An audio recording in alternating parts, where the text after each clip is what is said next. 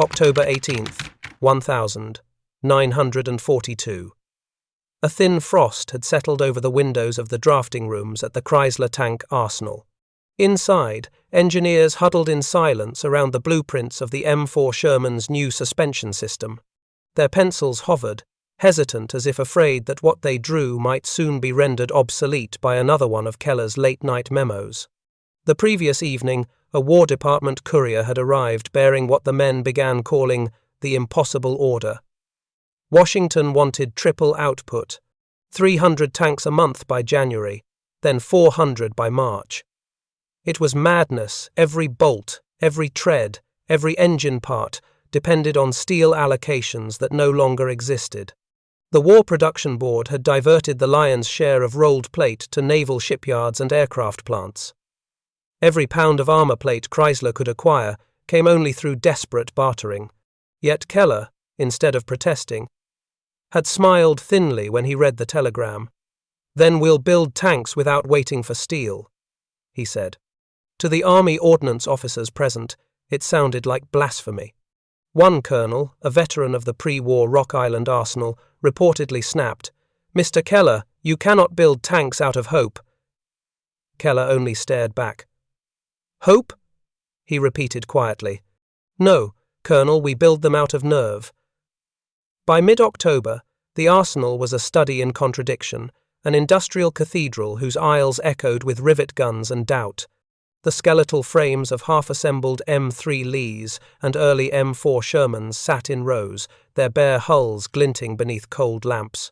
Above them hung a banner Keller had ordered installed. War Department inspectors from Washington arrived to assess progress. Their notes, preserved in the National Archives under Ordnance Division Memo #3024, describe the mood as bordering on industrial hysteria. They found Keller's engineers repurposing car assembly fixtures into tank, tooling, transmission. Casings once stamped for Dodge sedans were being reshaped into differential housings for Shermans. When asked how he intended to meet the new quota without armor steel, Keller motioned toward a group of machinists grinding away at a line of spare engine blocks. "We'll learn to make our own steel," he said. That wasn't entirely rhetoric. Keller had already dispatched teams to locate every possible scrap source in the Detroit metropolitan area. One memorandum from October 21st shows Chrysler representatives negotiating directly with scrapyard foremen, buying up twisted rebar and furnace scrap.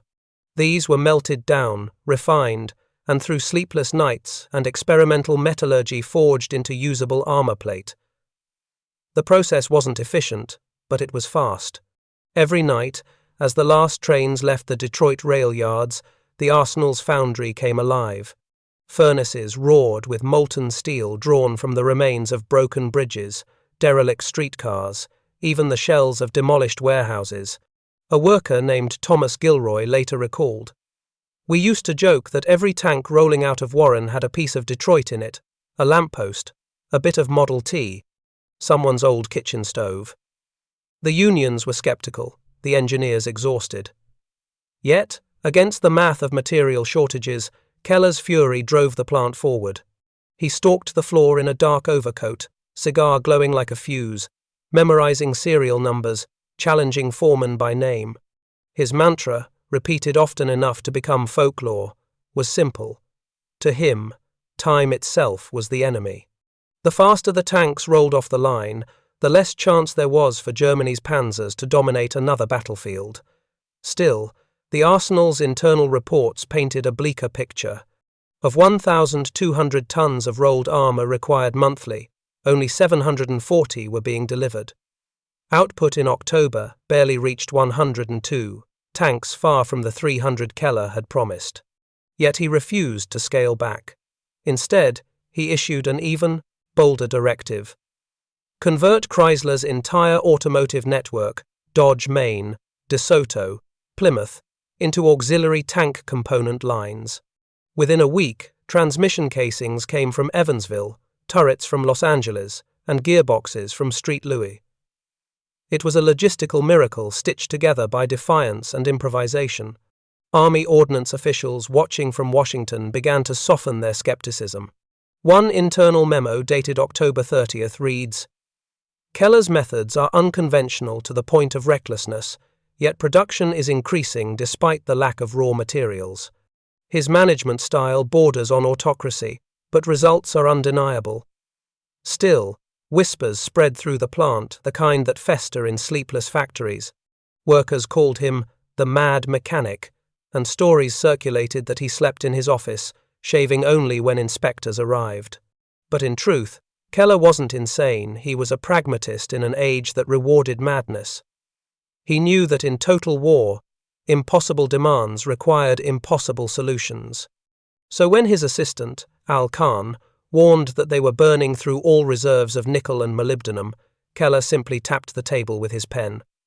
"Then we'll make do without alloys," he said.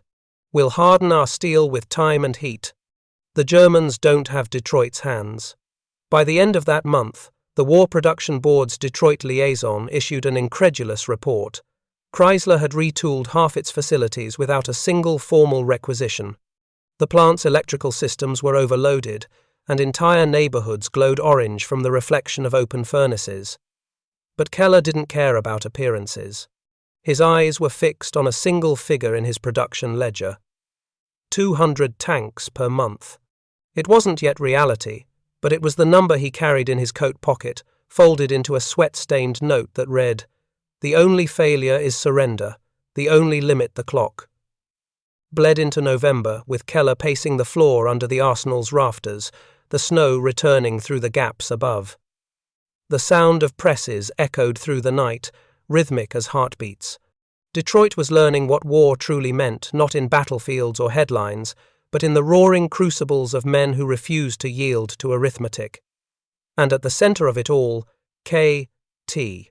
Keller was already planning the next impossible leap. November 3rd, 1942. Snow powdered the freight tracks running into the arsenal, muffling the sound of the switch engines. Inside the complex, heat shimmered from open foundries as hundreds of men labored through the night shift. Sparks rained down like orange snowflakes over the half-assembled hulls of M4 Shermans. The official quota still demanded 300 tanks per month, and Keller had promised 200 by year's end. But by the first week of November, his engineers reported a blunt truth. Chrysler had steel for 140. The shortage wasn't merely inconvenient, it was crippling. The War Production Board had cut allocations again, prioritizing naval yards in Norfolk and aircraft factories in California. Armor-grade plate, the 2.5-inch rolled homogeneous steel used for Sherman hulls, had all but disappeared from domestic suppliers. Even scrap iron was running thin. When the report crossed Keller's desk, he said nothing. He simply stood, walked to the drafting table, and drew a square on the paper. Inside it, he wrote a single phrase: "Find another way." The next day, Keller convened an emergency meeting with the plant's metallurgical division. Their challenge: to make armor plate without the steel the Army demanded. The idea bordered on lunacy. Tank armor required a delicate balance of hardness and ductility. Too brittle, and it shattered on impact. Too soft, and it bent like tin. But Keller was done playing by the book. He ordered the foundry to begin melting down every type of industrial scrap they could acquire: obsolete boilerplate, decommissioned rail stock, even automobile chassis from Chrysler's own pre-war inventory. "If it holds shape and melts," Keller told the foreman, "it's steel." The experiments were chaotic, sometimes explosive. Workers described furnaces belching blue flame as impurities boiled off unpredictably. Metallurgist Harold McNutt later wrote in his post-war notes, "We were forging by instinct more than by science. Every pour was an argument between chemistry and courage." The results were rough, but they worked. Keller's team developed a hybrid armor mix, part recycled plate, part newly smelted scrap, that achieved 80% of standard ordnance tensile requirements. It wasn't elegant, but it was strong enough to stop a 37mm shell at range. Meanwhile, the War Department's auditors grew nervous. Washington had heard rumors that Chrysler was forging unauthorized alloys. Keller was summoned to a teleconference with General Levin Campbell of the Ordnance Department. "Mr. Keller," Campbell began. "We've received reports that your factory is substituting non-certified materials in combat tanks." Keller didn't deny it. "We're substituting courage for bureaucracy, General," he said. "If your inspectors prefer a tank that meets every regulation but arrives 3 months too late, I can build that too." Campbell paused, then muttered to his aide, "God help us. He might actually do it." That same week, Army Ordnance sent a testing team to Detroit. They fired on one of Keller's experimental hulls at the Aberdeen Proving Ground. The plate cracked, but it didn't fail. The test results, filed November 12, 1942, read, "Armor integrity marginal but acceptable for field deployment under current emergency conditions." That was all Keller needed. He authorized full-scale production using the hybrid process. As the furnaces roared, Detroit's scrap yards became battlefields of their own. Chrysler, buyers nicknamed the Steel Raiders, combed the city for material. They scoured rail sidings, dismantled defunct machinery, even purchased the steel girders from abandoned warehouses. A local newspaper, the Detroit Free Press, ran a headline that month. "Chrysler buys the city's bones to feed the arsenal." In the plant cafeteria, workers joked that the Shermans were being built out of Detroit's ghosts. But the results were no joke. By November 20th, the arsenal turned out 183 tanks, more than double its September figure. Keller's reputation spread fast through the war industry. Rival executives dismissed him as reckless. The Army called him indispensable. An internal War Production Board memo dated November 22 reads, "Chrysler's unorthodox steel program constitutes a direct violation of several procurement standards. However, immediate suspension would cripple output in the Eastern Tank program. Recommend continued observation." That was bureaucratic language for, "We can't stop him, and he's winning." The human toll of this achievement was staggering. Men worked 12-hour shifts, 7 days a week. Foundry temperatures reached 160 degrees Fahrenheit. Burns were common, and sleep was a luxury. Yet morale was fierce. In oral histories decades later, machinists recalled Keller walking the line at 3 a.m., sleeves rolled up, face blackened with soot. "He didn't talk like a boss," one riveter remembered. "He talked like a man who'd fight you if you quit." Under his command, every Chrysler division became a fragment of the tank machine. Dodge Main built final drives. Plymouth produced suspension parts. Even DeSoto's die presses stamped turret rings. Trucks loaded with components crisscrossed Michigan daily, a web of motion that turned automotive precision into wartime urgency. By the last week of November, the impossible began to look inevitable. The arsenal's production chart, once a symbol of futility, now climbed like a stock ticker in overdrive. 193 tanks, 197, 201. The breakthrough came on the 27th. When the final Sherman of the month rolled out of the line, Keller ordered the air horns to sound.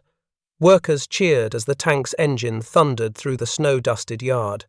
Stenciled on its side, in chalk scrawled by an anonymous welder, were 3 words. The following morning, Keller wrote a terse letter to General Campbell. "Sir, as of November 27th, the Detroit Arsenal has produced 200 tanks this month, using 60% of the allocated steel quota. The remainder was fulfilled through adaptive metallurgy and resource reclamation. Respectfully, K.T. Keller." The letter is preserved today in the Air Force Historical Research Agency. Archives a single page of typewritten defiance that summarized the entire industrial miracle of 1942. That winter, as other plants awaited Washington's next shipment of steel, Chrysler continued forging its own war machine from the ruins of its city. The phrase "Keller's alchemy" entered Army slang, shorthand for any operation that achieved the impossible by refusing to ask permission. And through the roaring furnaces, beneath the banners and the fatigue, Keller's voice carried above the din. "Steel isn't a metal," he told his foreman. "It's a decision." The arsenal of democracy had found its rhythm, and with it, the madness that would turn Detroit into the beating heart of America's war machine. December 1st, 1942. A grey wind swept over the frozen grounds of the Detroit arsenal. The smokestacks exhaled steam into a pale sky as the shift whistles wailed through the morning. Inside, beneath iron rafters blackened with soot, the impossible had become routine. The Chrysler tank arsenal, once written off as overextended and undersupplied, was now outproducing every other tank plant in the country. 203 tanks had rolled off the line in November. Each one had been forged from scrap and stubbornness. But Keller wasn't satisfied. His new goal was unthinkable: 250 tanks by Christmas. When an Army liaison warned that the plant had already exceeded its safe operating limits, Keller's reply was curt. "The limit," he said, "is the enemy's patience." That winter, Detroit moved as if possessed. Streetcars rattled past freight trains stacked with tank hulls. Cafes stayed open past midnight for workers between shifts. At the arsenal itself, floodlights kept the yards lit 24 hours a day, an artificial daylight that turned night into endless motion. In the foundries, furnaces groaned like living beasts. Puddles of molten slag spilled into trenches. The stench of oil, ozone, and sweat fused into a kind of metallic fog that clung to the skin. To the men and women working there, time no longer followed the clock. It followed the roar of the presses, the clank of treads, and the thunder of engines being tested in the snow outside. The War Department had begun to take notice. Internal reports archived under War Production Board Detroit Region files. December 1942 described the arsenal as operating at 140% of authorized capacity. Washington wanted to understand how Keller's so-called junk steel program hadn't collapsed, so they sent an observer. Brigadier General William Knudsen, the former GM executive who'd been appointed to coordinate national production. Knudsen arrived on December 9th. He found Keller standing in the middle of the assembly line, coat off, sleeves rolled high, shouting over the din of pneumatic drills. "Bill," Keller bellowed, "welcome to the madhouse." Knudsen's first impression, written later in his notes, captured the contradiction perfectly. It was organized chaos, a symphony of hammers, welders, and courage. Every inch of that plant screamed defiance. Yet, against every rule of manufacturing, it worked. Keller led him past rows of freshly painted Shermans. The air was sharp with the scent of primer and diesel. Each tank bore a stenciled mark, built by Chrysler, Detroit Arsenal. "How do you keep this pace?" Knudsen asked. Keller didn't slow his stride. "By pretending there's a German tank parked outside my front door." While Keller charmed Washington, his engineers waged daily battles against physics itself. The hybrid armor plate, Keller's invention of necessity, began showing unpredictable warping when welded under high heat. Several tanks failed inspection after final assembly. The easy answer would have been to halt production. But Keller refused. He pulled the metallurgists off the line and locked them in the laboratory overnight with a simple command: "Fix it." Before morning. By dawn, they had.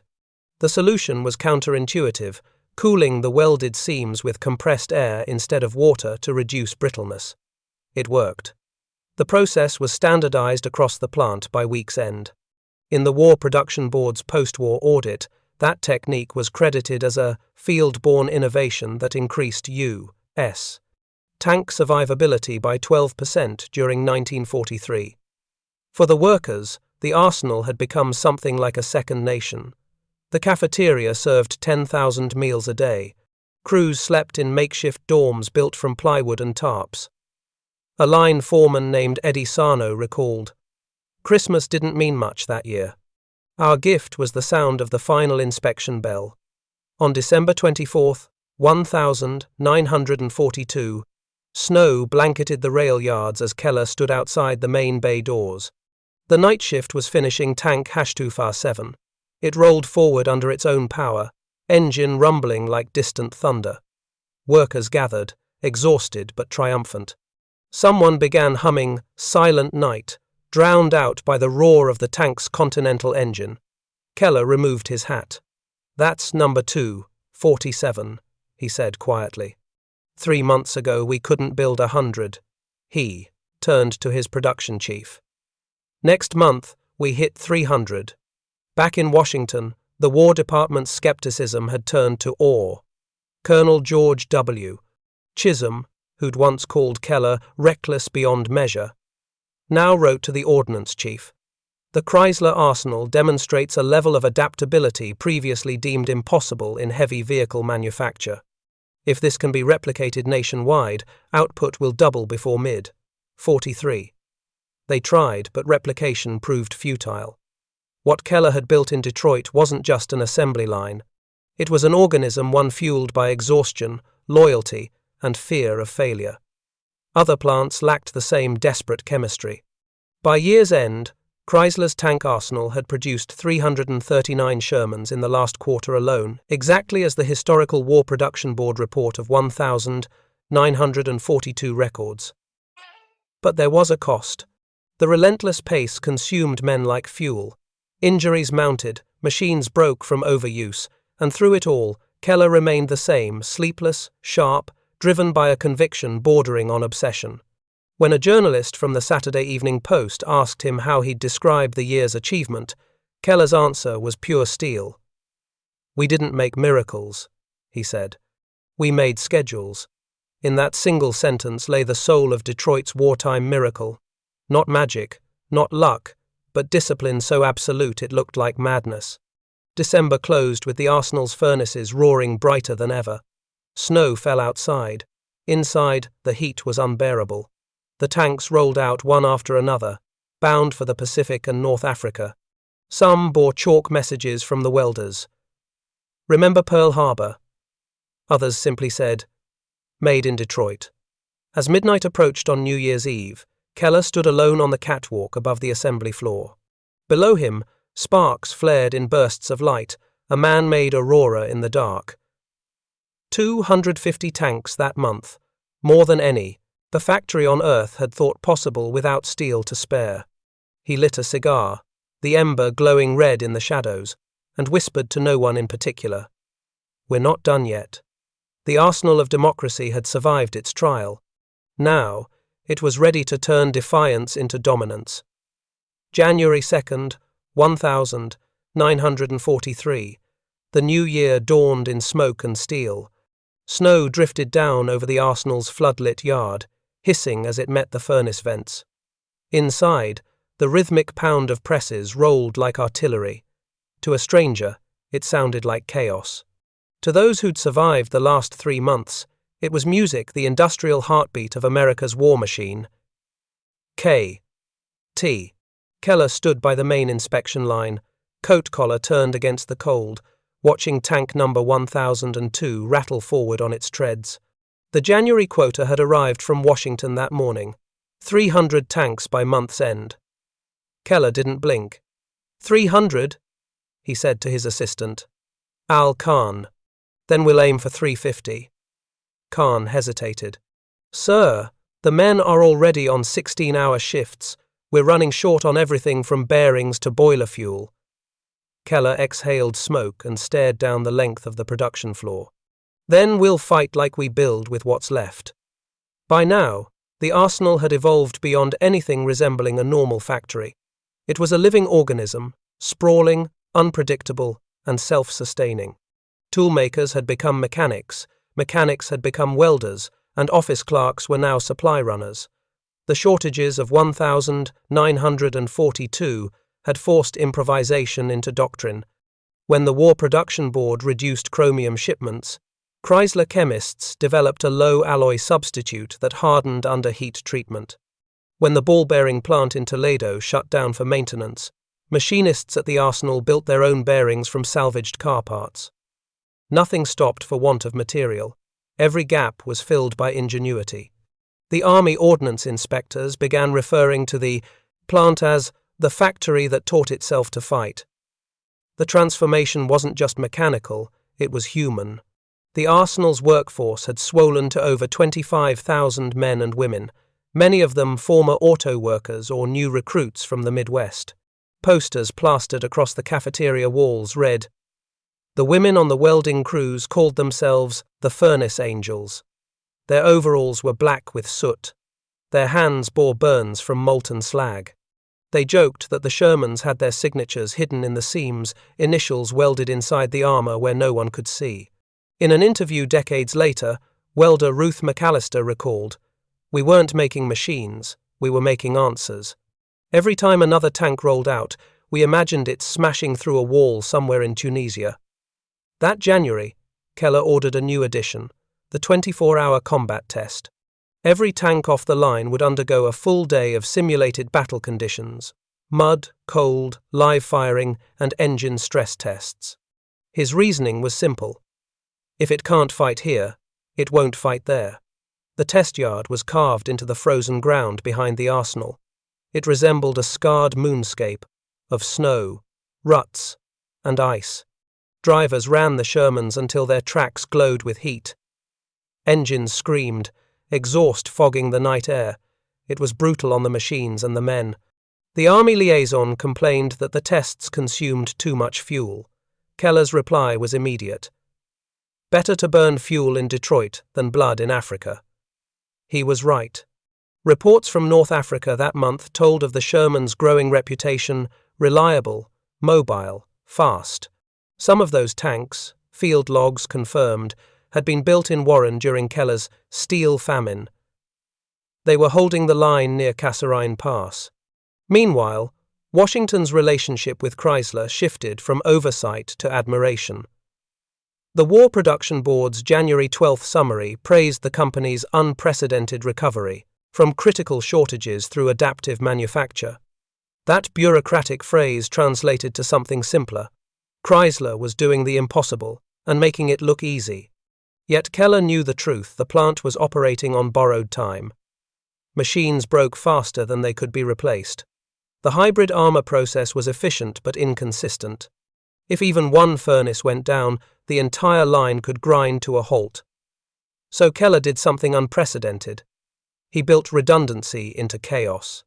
He ordered duplicate molds, spare forges, and parallel supply lines. "Every weakness gets a twin," he told his foreman. "If one fails, the other stands." The idea was primitive yet revolutionary, a decentralized production model decades ahead of its time. Later, industrial historians at the National World War II Museum would note, Keller intuitively created the blueprint for wartime mass resilience, the first American factory to treat flexibility as a weapon. But even weapons need rest. By mid-January, exhaustion stalked the arsenal. Men collapsed at their stations. Nurses moved through the factory with stretchers, pulling fainted workers from the floor. Frost crept through the cracked windows of the drafting offices. And still, Keller pressed on. When his engineers pleaded for a day's shutdown to recalibrate the presses, he refused. "The Germans don't take Sundays," he said. He wasn't being cruel, just consistent. To him, the war wasn't across the ocean. It was in every rivet, every seam, every second lost. On January 22nd, as the night shift prepared for inspection, a massive power fluctuation struck the Warren grid. Lights flickered, presses stalled, furnaces dimmed. For a moment, the entire arsenal fell silent. It was the first complete blackout since the plant opened. Keller was on the floor within minutes, flashlight in hand. Electricians scrambled across catwalks to restore the circuits. When power finally surged back, the first thing that came online was the PA system. Keller's voice boomed through every speaker. "We go again." The line restarted within 40 minutes. By dawn, the first tank of the day was rolling. The men began calling it the 40-minute miracle. On the final day of January, the plant hit 347 tanks, 7 beyond Keller's target. The records show it plainly. January 1943, Chrysler Tank Arsenal, 347 M4 medium tanks delivered. Reporters arrived the next week, cameras flashing, as Keller stood beside one of his machines. He refused interviews, but one quote survives in the Detroit News archives. "We didn't break records, we broke habits." That line summed up everything the arsenal had become. What began as an act of industrial desperation had evolved into a philosophy that limitations existed only for those who believed in them. The tanks left Detroit on flat cars bound for ports in New Jersey and California. As they disappeared into the winter fog, Keller watched them go from the loading platform. The wind carried the scent of hot steel and snow. He turned to his assistant and said, half to himself, "If they reach the front, maybe they'll understand what it took to build them." Behind him, the furnaces roared back to life, and the arsenal that shouldn't have existed, the factory that taught itself to fight, prepared to do it all again. February 1st, 1943. The arsenal awoke under a pale winter sun, its smokestacks slicing the sky like iron daggers. K.T. Keller entered through the main gates, pockets heavy with blueprints and memos, eyes scanning the floor as though he could see each tank being born before it existed. The War Department had sent a delegation the week prior, Army Ordnance, War Production Board, and even representatives from the Office of War Mobilization. They came with notebooks, clipboards, and polite skepticism. By the end of their visit, every officer left convinced. Chrysler's methods were beyond conventional logic. Inside, the production lines moved like synchronized armies. Presses stamped armor sheets in relentless succession. Turret assemblies rotated on jigs as if choreographed. Welders leaned over the seams with hands that were already blackened from years of soot. The plant no longer resembled a factory. It was a battlefield where the enemy was inefficiency and delay. Keller's philosophy had spread to every corner. Engineers had begun to anticipate shortages before they occurred. If a bearing might fail, a machinist already had a replacement fabricated from scrap. If a furnace sputtered, another could assume the workload without halting the line. Every worker understood the mantra. Tomorrow waits for no man, neither will the enemy. On the morning of February 5th, a shipment of steel long overdue finally arrived. Yet Keller did not stop the improvisation. The plant had learned to produce tanks without it. Instead, the new material was distributed strategically, reinforcing the most critical armor plates and high-stress components. By combining innovation with fresh resources, Chrysler was producing stronger, faster, and more resilient Shermans than ever before. Across the arsenal, morale had transformed. Workers who had once doubted Keller's insane ambitions now walked with a quiet pride. Posters read, and the tanks began leaving in record numbers. Flat cars rolled east to the ports, where ships awaited them for the Atlantic convoys, while others traveled west for shipment to the Pacific. Every crate, every bolt, carried the invisible mark of Keller's philosophy that the factory itself could become a weapon. At a luncheon later that month, a War Production Board official summed it up in a single line: "Chrysler has transformed desperation into doctrine. The arsenal is no longer just a factory, it is America's will-made steel."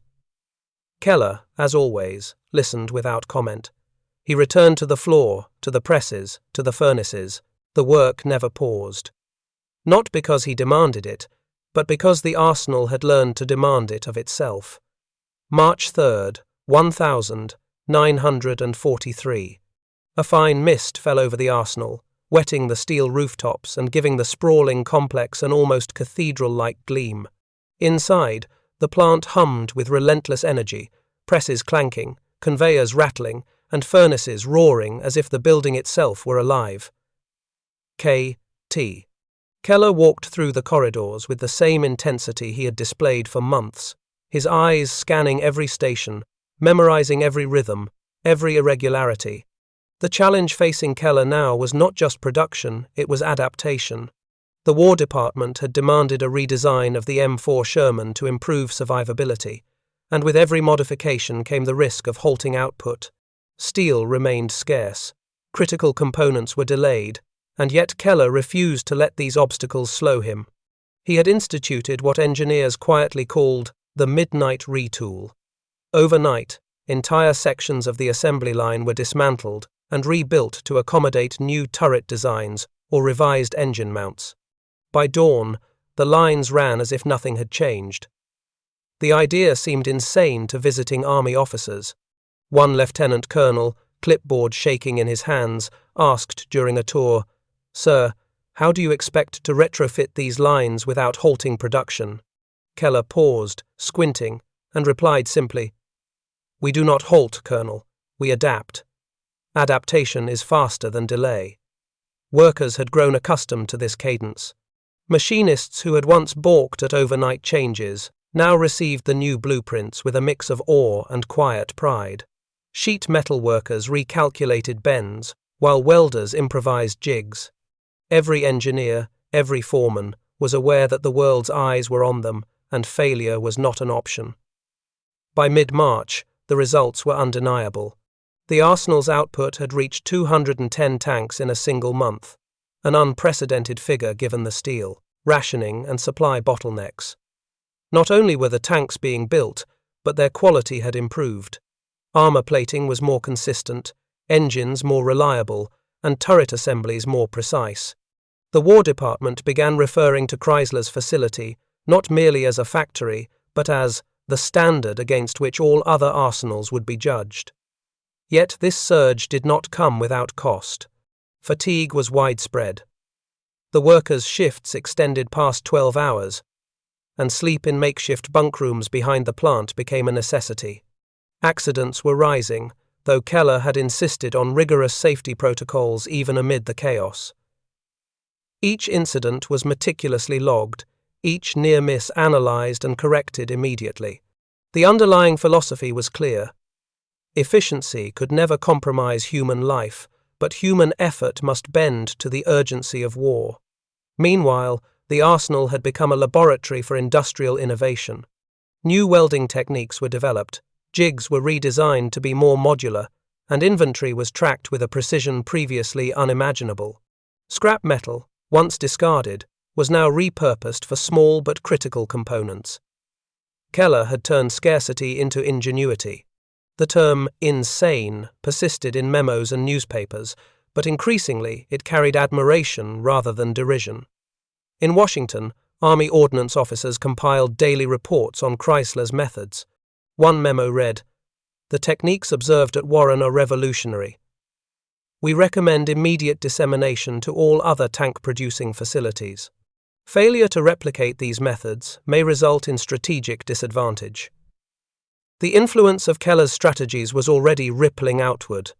General Motors, Ford, and even small subcontractors began sending representatives to observe the Warren arsenal, taking notes on everything from workflow sequencing to morale-building measures. The idea that a single determined leader could reshape an entire industrial landscape under conditions of near-impossible constraint was becoming doctrine. By the end of March, Chrysler's factory floor had taken on a rhythm of its own.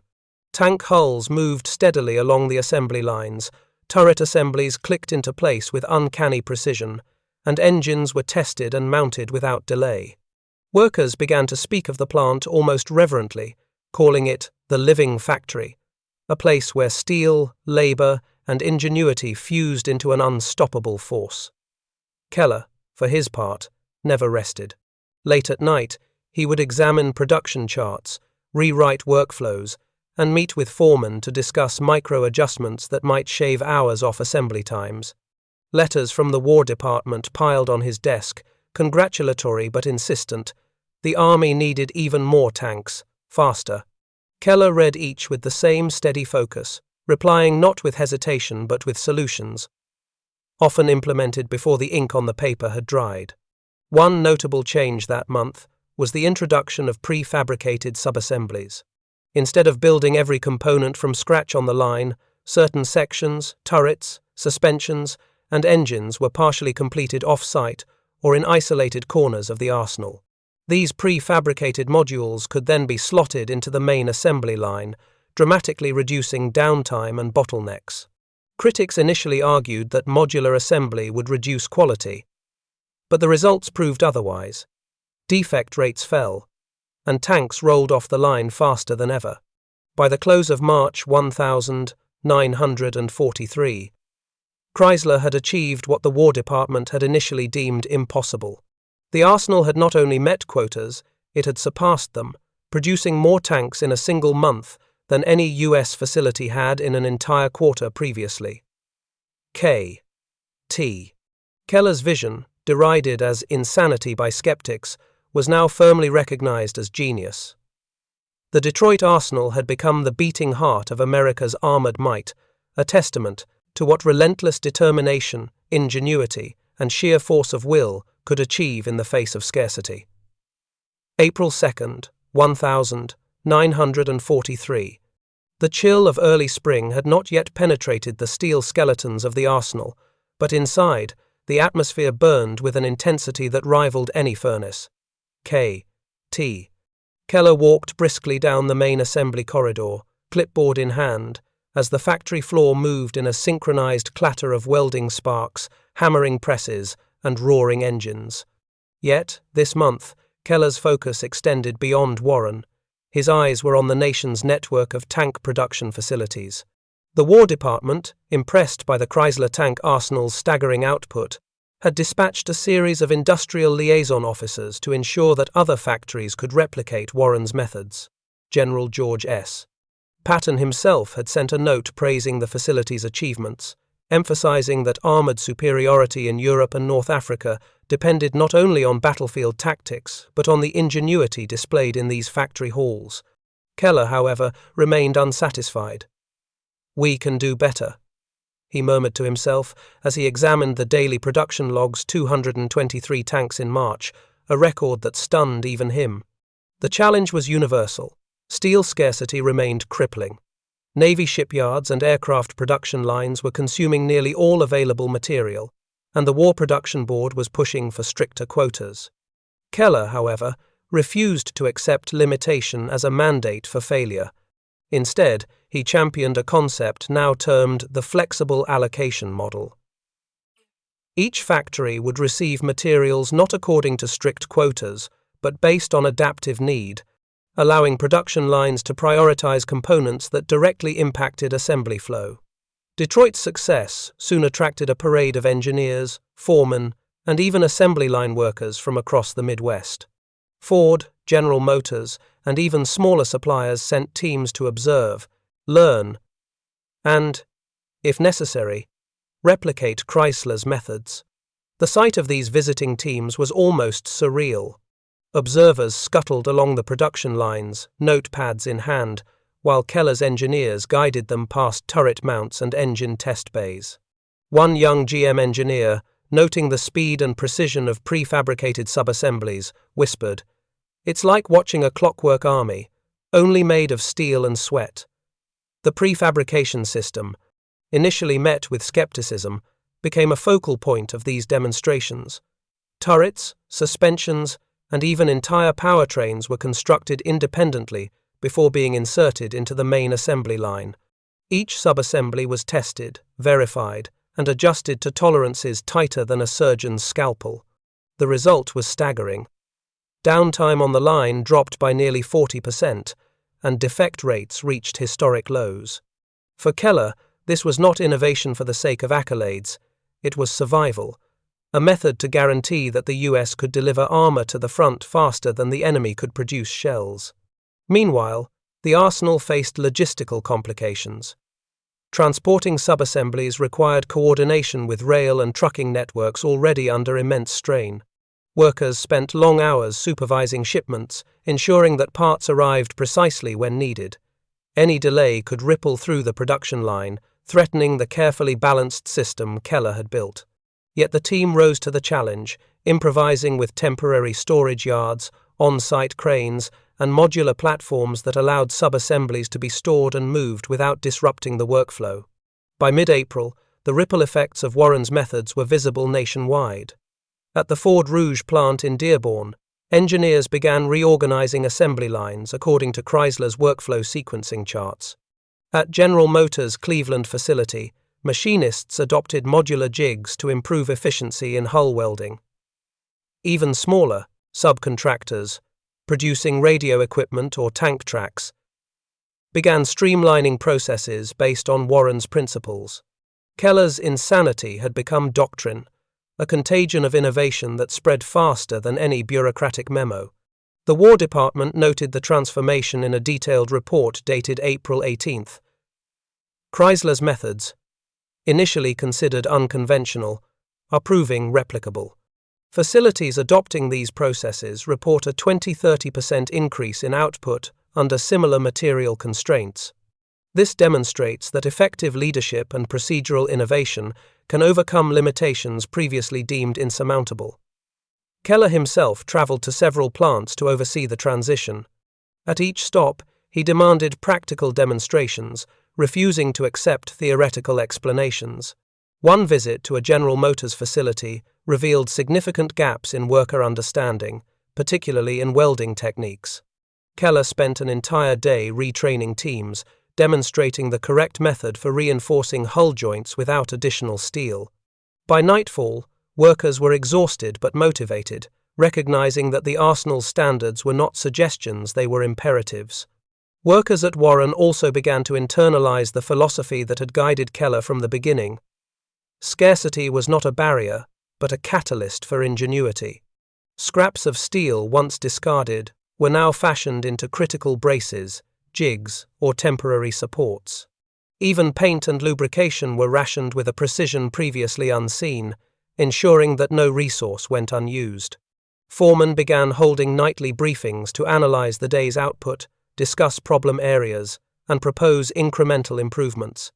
Each worker understood that the factory's success was a matter of life and death for the soldiers relying on these machines in North Africa, Italy, and soon Normandy.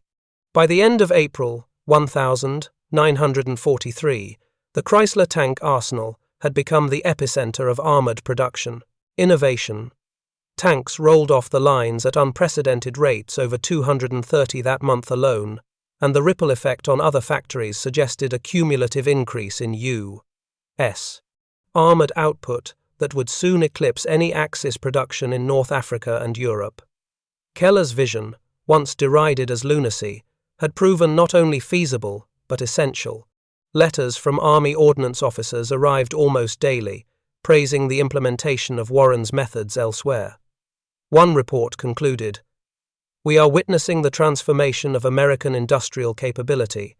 What was once considered an impossible mandate production of 200 tanks per month under extreme material scarcity is now achievable and sustainable across multiple facilities." Chrysler's model will define armored manufacturing for the duration of the war. In the corridors of the arsenal, the hum of machinery blended with a sense of historic purpose. K.T. Keller walked past workers, nodding to welders and press operators alike, his mind already on the next challenge, how to scale this innovation even further, ensuring that the United States could maintain armored superiority on every front of the war. May 3, 1943.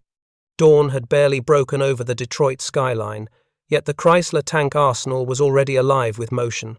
Steam hissed from boilers, welding sparks danced in rhythmic bursts, and the clatter of presses echoed like distant artillery. Every inch of the floor pulsed with the relentless rhythm of men, machines, and metal, a symphony of industry, orchestrated by K.T. Keller. The month of May would mark the pinnacle of the arsenal's audacious plan, producing 200 tanks in a single month under conditions of extreme scarcity. Steel quotas remained tight, the Navy still monopolized the majority of shipments, and aircraft production continued to compete fiercely for raw materials. Yet, the Chrysler plant had developed a method to overcome these shortages: adaptive reallocation, precise subassembly scheduling, and rigorous minimization of waste. Keller strode along the assembly line, clipboard in hand, eyes scanning the progress of hulls, turrets, and engines. Every detail was accounted for: weld integrity, suspension, alignment, engine calibration, and any deviation, however minor, demanded immediate correction. His engineers had perfected a system of tiered inspections, allowing multiple quality checks without slowing the line. Each tank was not just assembled, it was engineered to perform reliably under the harshest conditions of North African and European battlefields. The workers, long accustomed to Keller's relentless pace, had begun to see the arsenal as more than a factory. It was a battleground in its own right, where ingenuity and perseverance were weapons against the enemy. Foremen coordinated their teams with military precision, shouting commands over the roar of machinery. Welders adjusted torches in mid-swing, machinists swapped tools with lightning speed, and crane operators threaded hulking components into place like seasoned tacticians moving troops on a map. Despite the intensity, May brought unforeseen challenges. A shipment of drive sprockets arrived late, delayed by rail congestion. A batch of armor plating showed minor inconsistencies in thickness, threatening to halt welding schedules. Keller responded not with panic, but with improvisation. Sections of the line were resequenced, temporary jigs fabricated, and less critical subassemblies fast-tracked to maintain momentum. His philosophy was clear. The line must never stop.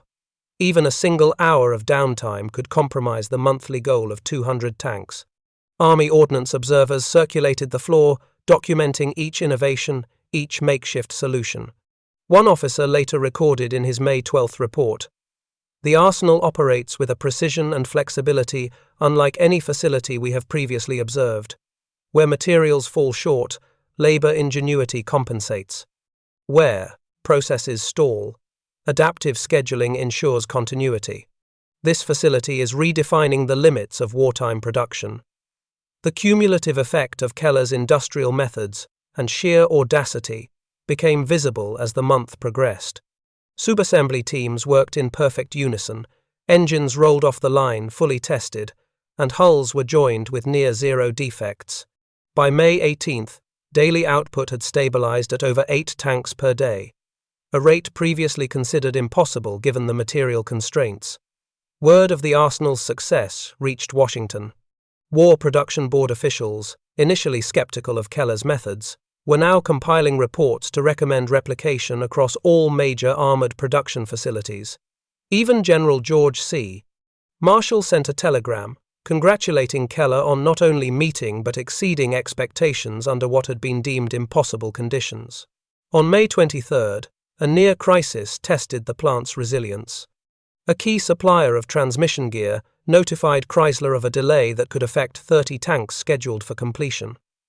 Keller convened an emergency meeting with his engineering chiefs. Within hours, a temporary fabrication unit was erected in a side warehouse. Machinists and toolmakers worked through the night, producing replacement gears from scrap steel and surplus parts. By dawn, the first batch had passed inspection and was ready for integration. No tanks were lost, production never faltered. The workers, now operating as a single, cohesive organism, celebrated quietly as the final tanks of May rolled off the line. The 200th tank, a gleaming M4 Sherman variant, was completed on May 31st, ahead of schedule and under stringent quality standards. K.T. Keller, standing atop the mezzanine overlooking the assembly floor, allowed himself a rare moment of satisfaction. He had achieved what many had called insane, producing 200 tanks in a month, with steel supplies stretched to their absolute limit. Post-production analysis revealed staggering results. Compared to the first quarter of 1943, output had increased by nearly 80%, with defect rates dropping by 15%. Subassembly efficiency had improved dramatically, and material wastage was reduced to unprecedented lows. Keller's methods, once derided as reckless improvisation, had proven both scalable and sustainable. Letters poured in from overseas commanders. Brigadier General J. Lawton Collins, then serving in North Africa, sent a note praising the tank crews who would benefit from the arsenal's success. The speed and reliability of tank reinforcements arriving from Detroit is astounding. These machines will change the course of armored engagements on the battlefield. The men who built them deserve recognition equal to that of those who fight with them.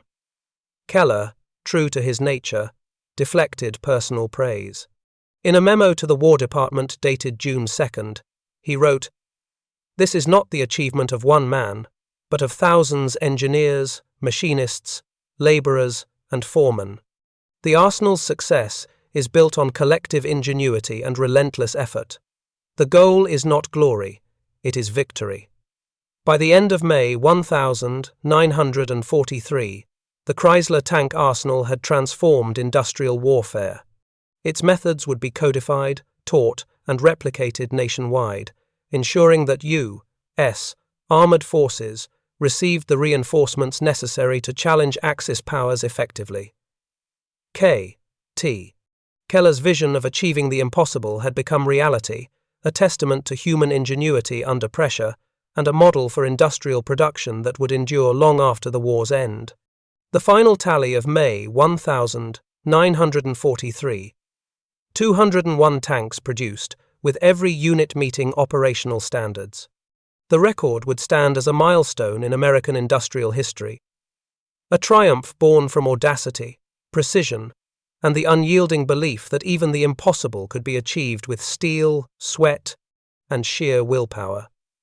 By the summer of 1945, the Chrysler tank arsenal had become legendary within the annals of American industry. The facility that once faced the near-impossible challenge of producing 200 tanks per month with minimal steel had not only met that goal, but had maintained and even exceeded it for nearly a year. K.T. Keller, the insane factory manager who had dared to defy conventional wisdom, was now widely recognized as a visionary of industrial production. Post-war analysis revealed the full scope of Keller's impact. The methods developed at the Arsenal modular assembly lines, adaptive scheduling, rigorous multi-stage inspections, and maximal labor-machine integration were codified into War Department manuals. Industrial engineers from across the nation visited Detroit to observe operations, recording innovations that would later influence the mass production of consumer automobiles, heavy machinery, and even post-war tank programs for NATO allies. The arsenal had become a model for precision under constraint, demonstrating that human ingenuity could overcome material shortages without compromising quality. Keller himself remained characteristically modest. In interviews with the National World War II Museum in 1946, he emphasized that success was never his alone. The tanks are not the work of any one man. Every foreman, every welder, every machinist contributed to each hull, each turret. My job was merely to keep the line moving, to make sure ingenuity had a chance to flourish. Many workers who had toiled under Keller's relentless pace later recounted their experiences in the 1985 Pacific Theater Veterans Reunion in Hawaii. They spoke of nights when sub-assemblies were welded by torchlight, when a missed shipment of steel required on-the-spot improvisation, or when engine testing stations ran for 24 hours straight. These stories, collected in oral histories and preserved in the U.S. National Archives, underscored a recurring theme. The arsenal was as much a crucible for human resolve as it was a center of industrial output. The tanks themselves became symbols of American capability.